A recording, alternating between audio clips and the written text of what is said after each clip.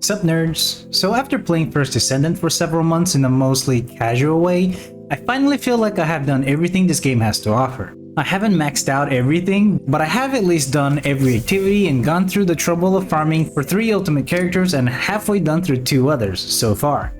So I think I finally have a good grasp of the game now. That said, the devs are constantly changing and improving on the game as they get more feedback from the players, which is a good thing. A great thing even, seeing as apparently not a lot of devs do that anymore. But with them constantly adjusting and changing things, it was part of the reason of why I was so hesitant in making a review video sooner. But alas, I've come to accept that this is a game that will continue to improve, so we might as well tackle it while we know what we're talking about.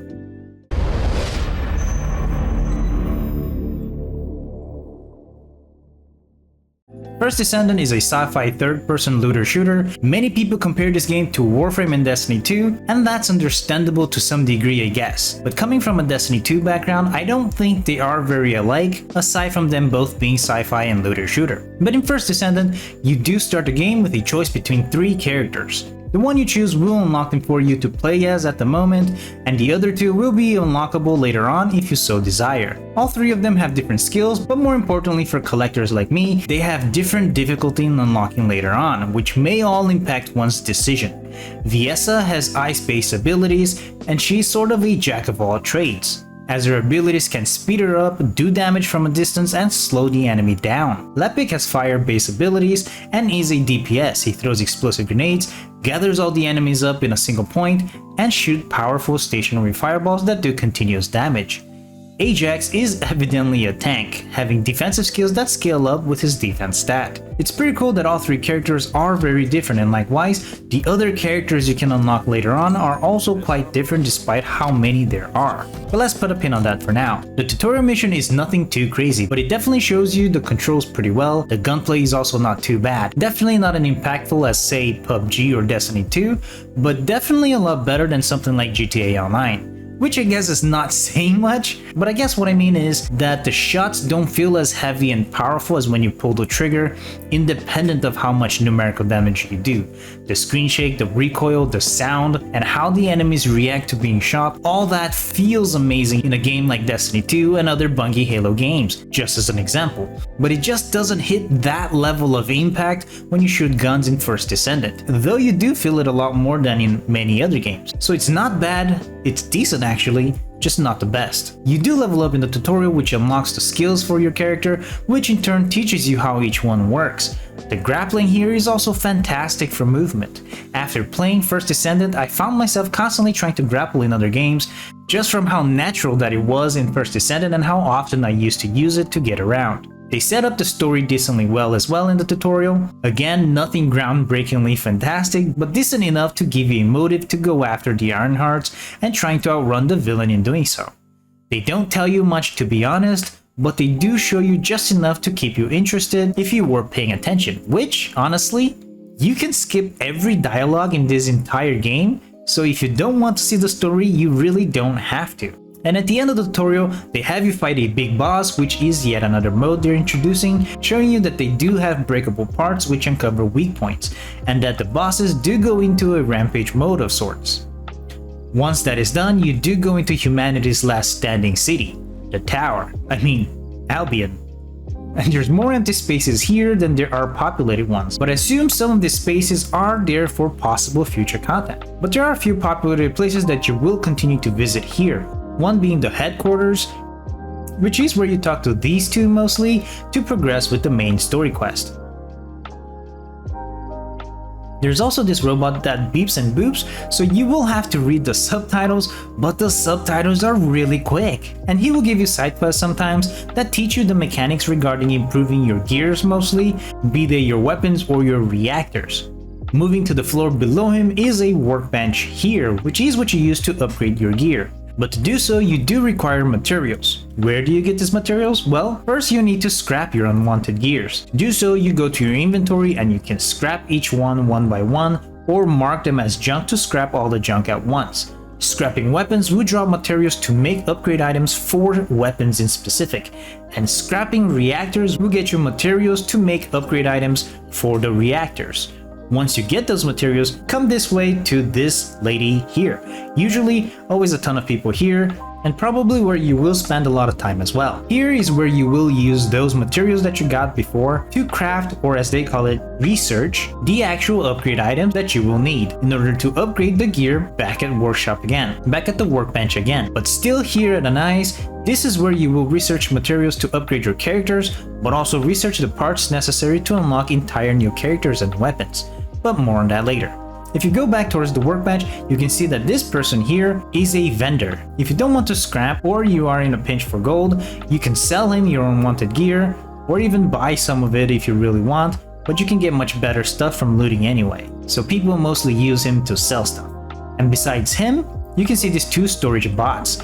The red one is a male one. This is where you will get event rewards, Twitch drops, and if your inventory is full during missions, this is where some of the items you couldn't get will end up, so you can claim them after freeing up your inventory a bit. The yellow one is your storage. You can put away your gear here, but there is a finite amount of spaces here just as with your inventory. Now, walking this way, you will find this dude who helps you with all the things modules. Enhancing them, dismantling them, combining 4 of them to make into brand new modules. Now, what are modules? This is how this game allows you to make different builds really. There are weapon modules and Descendant modules. Each module increases different stats or changes the behavior of specific things. Only the red modules, called Transcendent, are character specific and can change how specific skills behave. But also the melee module can change your melee attack, here called sub-attack. But it is in the same melee module that you can put grappling modules, which will change how your grapple works. Each weapon and character have a finite module capacity, and every module has a cost. So you will have to mix and match to make the best build that you can. Enhancing the grapple/melee modules can get you extra capacity, and enhancing your Transcendent modules decreases its own cost, freeing up more capacity. And of course, enhancing all the other modules do increases their costs. That said, you can use energy activators, which is researched at Anais, to increase the max capacity of a Descendant or a weapon, but only one of these can be used per Descendant or weapon.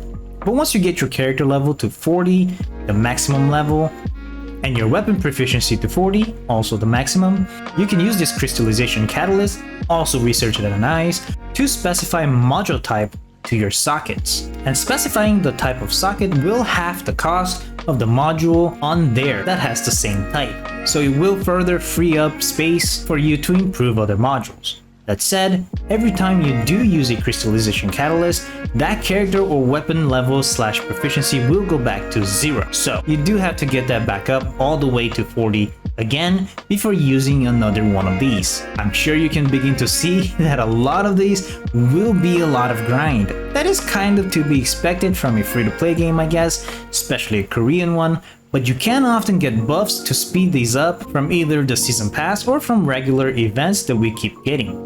If you really want, you can spend real money for those too, but with how many events we're getting from here, it really doesn't feel necessary, and we'll talk about Cash Shop in a bit along with other monetizations. Then aside from the character levels, there's Mastery Rank level, which is like your account level. Leveling up your character or weapons does work towards increasing your mastery rank, but only the ones you haven't used a crystallization catalyst on. Once you get one of these to 40, you won't get any more mastery rank experience even if you do reset them back to 0. When you do level up in mastery rank, you can come to this location here to activate the mastery rank. As you can see, certain mastery rank levels can get you more module capacity, more inventory slots, and storage slots, and so on and so on. The cutscene for going up in mastery rank is pretty sick though.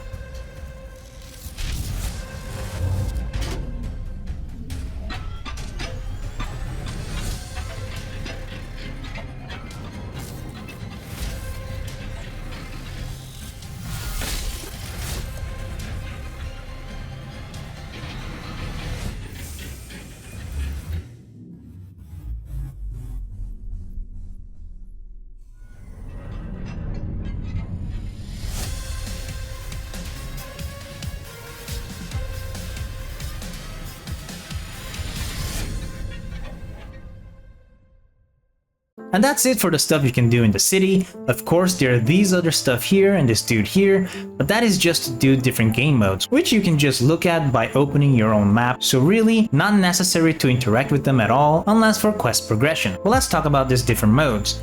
First, there's the battlefield missions. These are how you progress through each region. There are missions in the overworld, other people can join in easily at any time, even if you're really close to the end.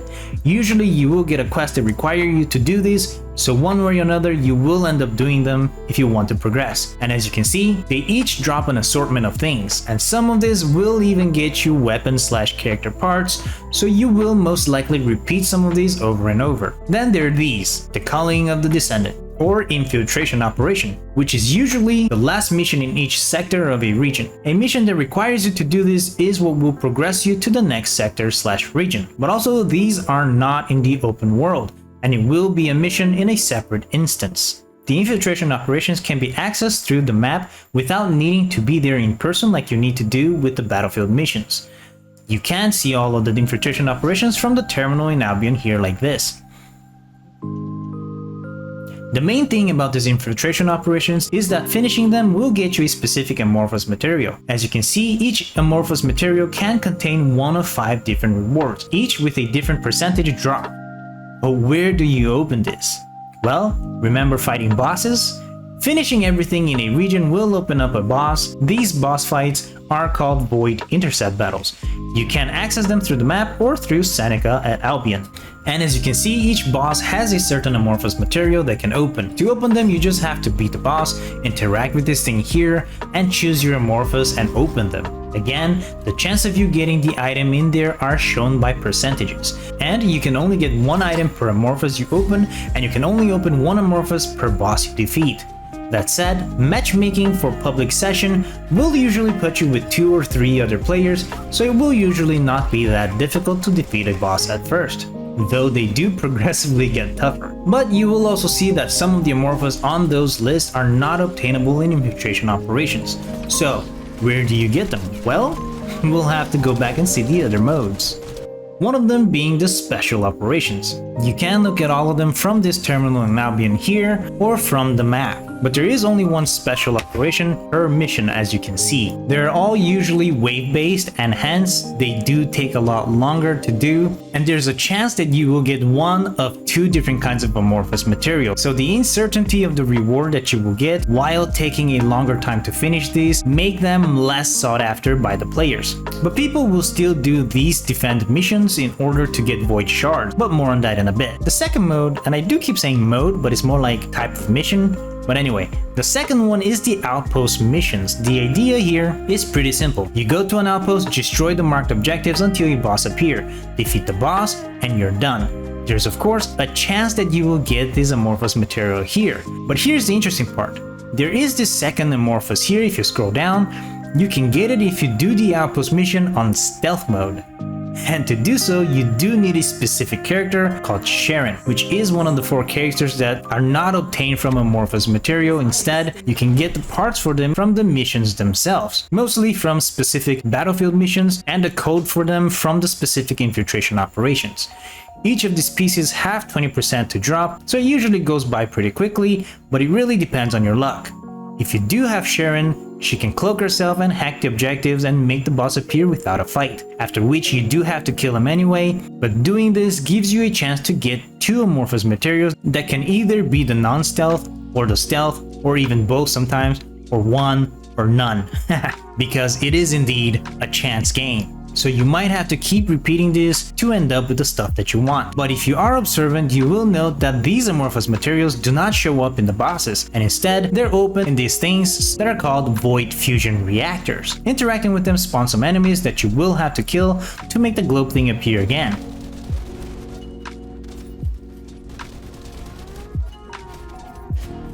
That's how you open the amorphous from the outpost missions.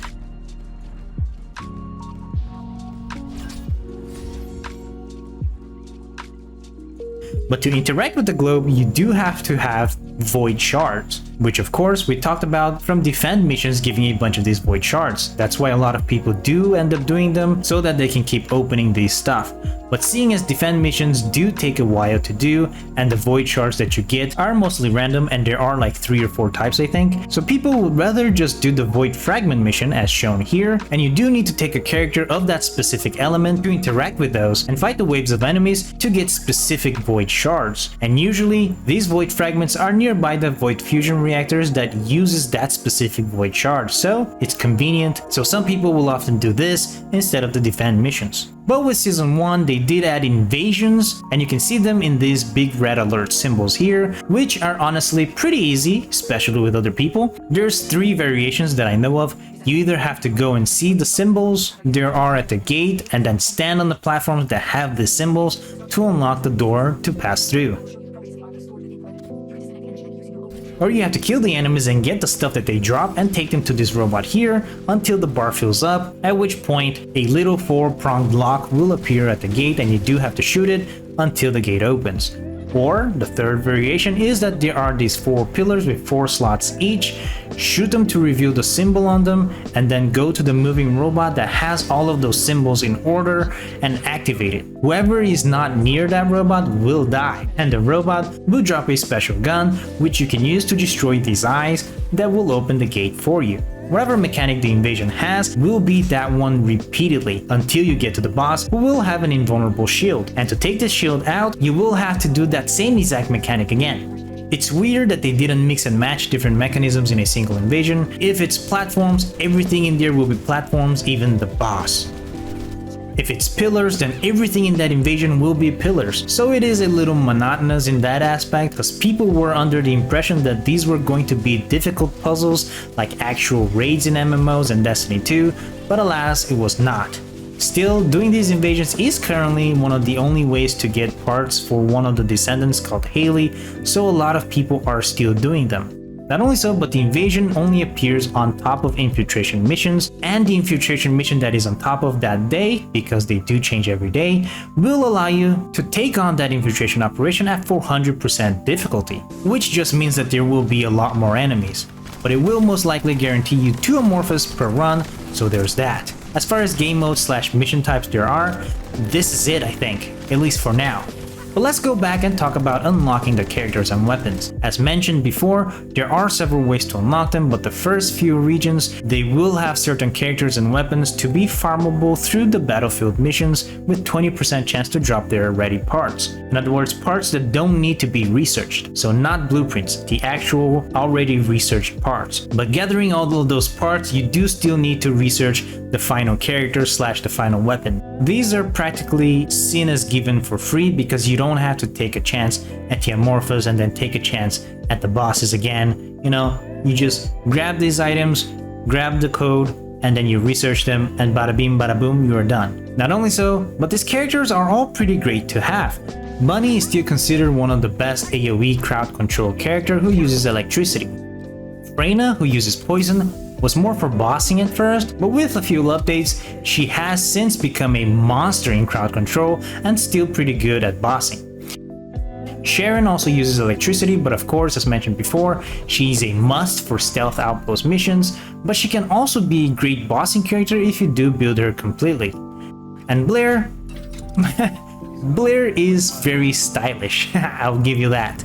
But now, if you do build him right, he can be pretty fun crowd control as well. And I do realize I said crowd control for 3 different characters, but Blair uses fire, and these elements are important if you are going to hit up the aforementioned void fragments. As they are shown in the map, each requires a specific element to activate / destroy them. So the fact that these are given to us lets us hit up any void fragment without much hassle. Not only so, but with weapons as well, the yellow rarity or ultimate weapons are the ones that can be researched. You can research purple weapons and below. What sets these ultimate weapons apart, aside from needing to research them to get them, is that they all have a unique skill of their own. You can't use them like you would a Descendant skill, but they are passive and always there. And these passives can be upgraded by using an extra copy of that specific weapon to increase that unique skill level at a workbench. Yes, that's more grinding and farming, I know, but you can upgrade it up to 4 times. So in essence, you need 5 copies of the same ultimate weapon to get it to the best / maximized state. So yeah, when you do depend on amorphous material to get these weapons, it can take a while or even forever. So with these 20% ones, by just repeating battlefield missions and infiltration operations, this is a very easy way to maximize an ultimate weapon. So in doing so, they make progression be fairly satisfactory. Yeah, a lot of unlocking process boils down to farming and researching, but when you do get it, when you do get a new Descendant or a new weapon, it does feel pretty amazing. It definitely scratches that collector's itch for me. That said, when you do get all the parts to research a character or weapon, they have this cooldown, and like, this definitely feels unnecessary because a lot of the farming process was already extensive, because aside from the 20% battlefield ones, you do have to farm special operations or outpost operations or infiltration operations for a chance at an amorphous, and then beat a boss for a chance for the part that you want in that amorphous. And once you do get the part, you do have to get enough materials to research that specific part, and only when you do get all 4 parts ready, you can research the final character weapon. Like, that is already so extensive. But putting a countdown after that? Weapons aren't too bad, I guess, just a few hours, but the characters, like 15 hours?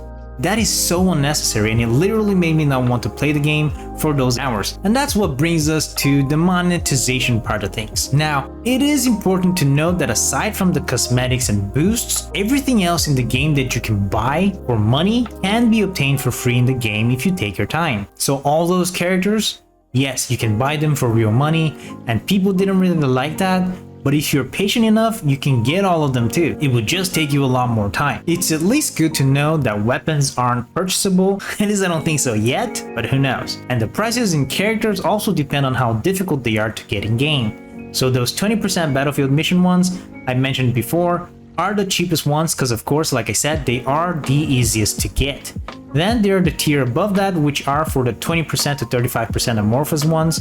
Then the tier above that is even more expensive, that are for the 6% to 10% ones, and then of course the ultimate Descendants are the most expensive ones. The ultimate characters are better versions of the normal ones. They don't have ultimate versions of all the characters out yet, but the ones that are out are the same as the normal ones. What changes are just stats and those Transcendent modules, because a few of them are specific to the ultimate ones. So yeah, they're definitely better than the normal ones, but ultimately they don't do much that is crazy different from their normal counterparts. But of course, they are definitely so much harder to farm for, so buying these characters for real money skips all that effort time. But also, that research time you can see can also be sped up for cash currency. But again, that's a solution to a problem that the devs created. So it is one of the lowest forms of monetization, and I hate to see it in any game that it is present in. But speaking of speeding up, you can also buy those buffs that we talked about before. Now, of course, I did also mention that we can get these for free a lot of the times from events and even season pass, but they are in the cash shop as well. You know, catch those who aren't paying attention maybe. As far as cosmetics go, there isn't a lot you can get free that is not from the season pass, but there is a few, and in fact, I did make a video with every free-to-play skin that we can get when the game first came out, and I'm sad to say that that list did not get any longer. But if you would like to check it out, I will link it at the end of this video. So, if you want to look any different, then you will most likely need to dish out some money. Some outfits are decently cheap, some not so much. Otherwise, there are dyes which you can use to color your outfit, but not the default outfit that you start out with. So either way, if you do want to use the dyes, you will either need to buy an outfit from the cash shop or have gotten one from the pass. Even if they are exactly the same looking, just different colors from the default one. And the dyes, you have to buy them unitarily. Yes, you can get a few from the achievements here and there, but you get one of them. And if you want to paint your whole outfit a certain color, you definitely will need more than one. So that is very unfortunate that they decided to make it unitary. Out of all of the feedback that the players gave, I think this is the only one that they stood their ground on and decided not to change it, which is interesting to me. As said, on Season 1 they did bring a weekend vendor, think Zur in Destiny 2, who will sell you many different things from Descendant/weapon parts to consumables, dyes, hair color, and even inventory/storage/character slots, which prior to this were cash only items. But at the vendor, you can either use the currency that you get from doing the 400% infiltration operations or selling the blueprints of parts that you have repeat and won't use anymore. Of course, it is not every week that you will have a chance to get the character slots, so it is still very limiting to players who play full free-to-play. But it is still nice to see that we do get the opportunity from time to time.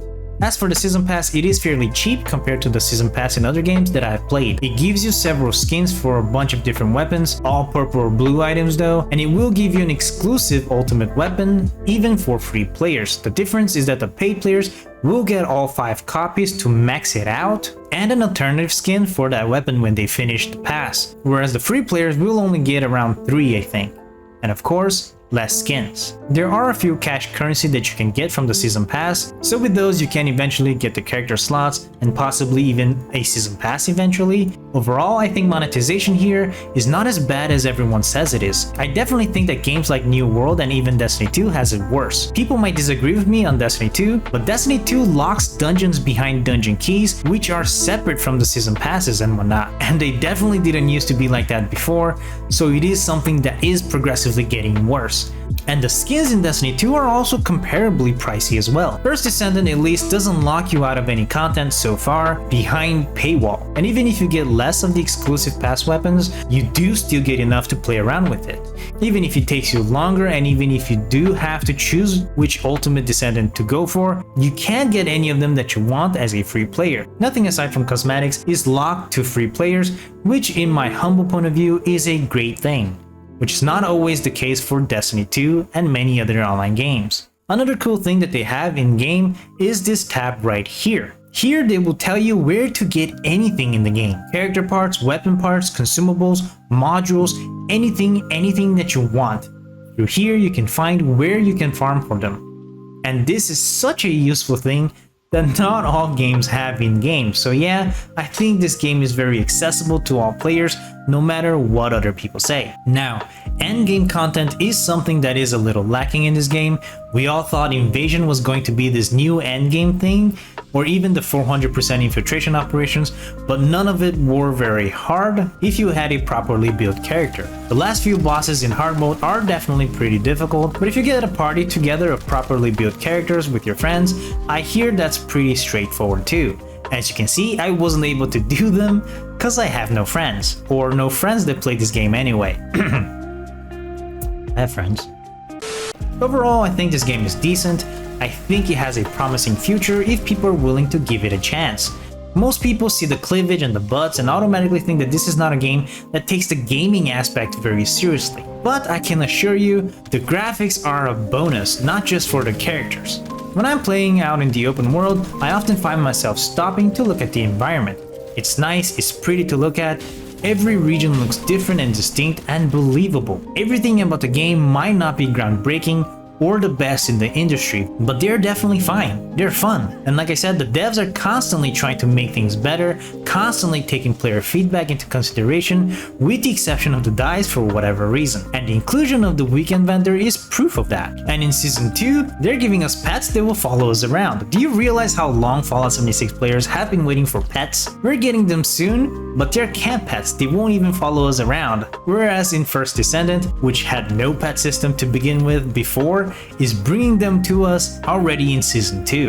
Needless to say, I am pretty excited. Every season they do bring out at least 2 new characters and an ultimate that we didn't have before. They bring new content, a new boss. People often compare this to Warframe and they say how bare bones it is in comparison to Warframe. But come on, this game is just a few months old. Give it a chance to grow into the game that it can be. Is it grindy? Absolutely. Do I often choose to play something else over this when I'm done with the season stuff? Yeah.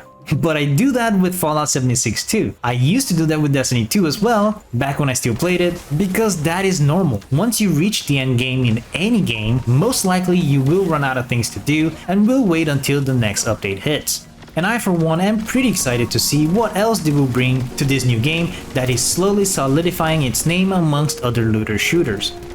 And I think that's all I have to say about this game. I'm having fun. For now. Anyway, that was my nerd reviews First Descendant. Leave a like if you enjoyed this video.